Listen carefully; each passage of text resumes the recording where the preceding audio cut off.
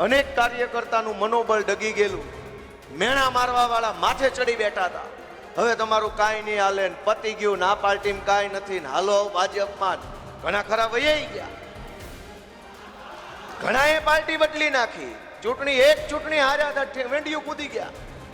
વિસાવદરમાં ભવ્ય જીત બાદ ગોપાલ ઇટાલિયા પહેલી વખત સુરત આવ્યા હતા. સુરતમાં તેમનું ભવ્ય સ્વાગત થયું હતું. કાર્યકરો મોટી સંખ્યામાં ઉમટ્યા હતા અને ગોપાલ ઇટાલિયાએ પણ કાર્યકરોમાં જોમ અને જુસ્સો વધે તેવું ભાષણ કર્યું હતું. આ ભાષણ દરમિયાન ગોપાલ ઇટાલિયાએ આડકતરી રીતના તેમના જ સાથીદારોને આડે હાથ લીધા હતા અને તેમની પર કટાક્ષ કર્યો હતો. ગોપાલ ઇટાલિયાએ એમ કહ્યું કે 2022ની જે વિધાનસભાની ચૂંટણી લડાઈ તેમાં આમ આદમી પાર્ટીને નિષ્ફળતા મળી, તેમાં કાર્યકરો અને જે નેતાઓ હતા તેમનો જુસ્સો અને મનોબળ તૂટ્યું હતું. આ દરમિયાન કેટલાક નેતાઓએ વંડી ટપી ગયા હતા અને ભાજપમાં જોડાઈ ગયા હતા તેવું ગોપાલ ઇટાલિયાએ કહ્યું છે.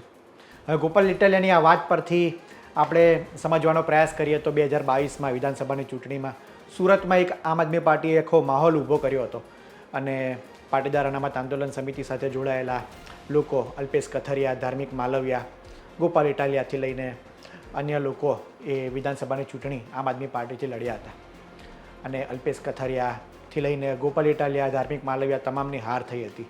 જે બાદ તેઓ ભારતીય જનતા પાર્ટીમાં જોડાયા હતા. તો ક્યાંક ને ક્યાંક ગોપાલ ઇટાલિયા એ અલ્પેશ કથરિયા પર આડકતરી રીતના પ્રહાર કર્યો છે કે એક ચૂંટણી હાર્યા બાદ તમે વંડી ઠેકી જાઓ છો અને જે સમયે નિષ્ફળતા મળી હતી તે વખતે મેણા ટોણા મારવાવાળા લોકો ઘણા હતા. તો જ્યારે હવે સફળતા મળે ત્યારે તે જ લોકો વખાણ કરે છે ને કહે છે વાહ વાહ તમે ખૂબ સારું કામ કર્યું ને આવું કરતા રહો. પરંતુ જે નિષ્ફળતા હતું અને તે વખતે જેમણે સાથ આપ્યો તેમની ગોપાલ ઇટાલિયા વાત કરી રહ્યા હતા. હવે અલ્પેશ કથરિયાની વાત કરીએ તો ચૂંટણી હાર્યા બાદ તેઓ ભાજપમાં જોડાયા હતા અને અત્યારે વાત કરીએ તો અત્યારે તેઓ સામાજિક કાર્યમાં પડ્યા છે.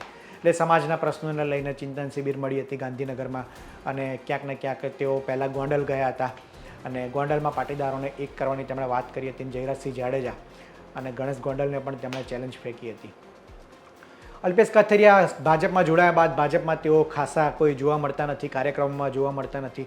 ફક્ત તેઓ ભાજપમાં જોડાયા છે, ભાજપનો ખેસ ધારણ કર્યો છે, ભાજપના કાર્યક્રમોમાં પણ તેઓ જોવા મળતા નથી અને ખાસ કરીને તેઓ સામાજિક કાર્ય પર હવે સમાજને લઈને તેઓ વધારે ચર્ચામાં રહે છે.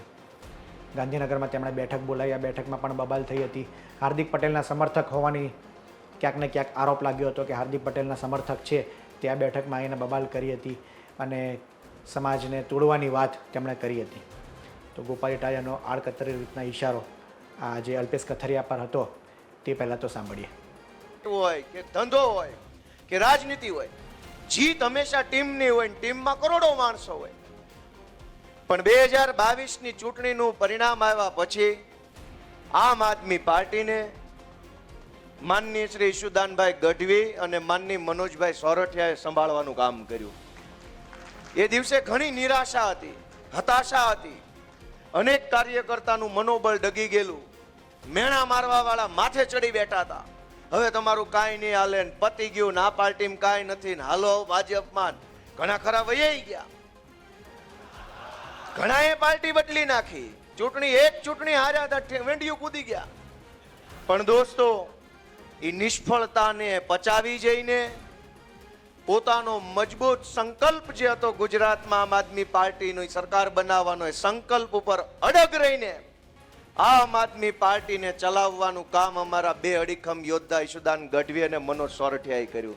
પાટીદાર અનામત આંદોલન સાથે જોડાયેલા વ્યક્તિ અત્યારે તો ભાજપ, કોંગ્રેસ અને આમ આદમી પાર્ટી ત્રણેય પાર્ટીમાં ડિવાઈડ થઈ ગયા છે. કેટલાક નેતા બની ગયા છે, કેટલાક ધારાસભ્ય બની ગયા છે, તો કેટલાક પક્ષ બદલીને હવે સમાજનું કાર્ય કરી રહ્યા છે. આગામી સમયમાં શું થયું તે જોવાનું રહ્યું. આવા જ વિડીયો માટે આપ જોડાયેલા રહો ગુજરાત તક સાથે. ધન્યવાદ.